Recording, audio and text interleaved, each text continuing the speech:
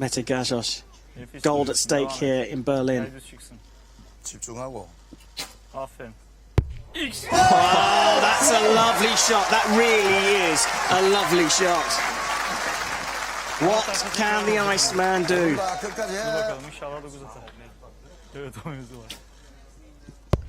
Oh, and it's a 9! It's a 9! And what a match we've had! It's been brilliant here in Berlin throughout the entire tournament. The finals venue has provided us with drama throughout, and what a fitting finale. Mete Gazoz wins the individual men's recurve gold in an absolute thriller with Lee Woo-seok in a tiebreaker, and what a brilliant arrow to win.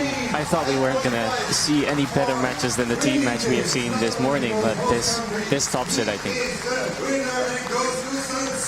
Absolutely, and he's booked his place in Samsung. In fact, he'd already qualified through his world rankings, but I'm sure he'll be even more confident when he competes on home soil at the World Cup final in just a matter of a few weeks. And there is his delighted coach, and the crowd are really happy about this, not just because of who has won it, but the way that it was won.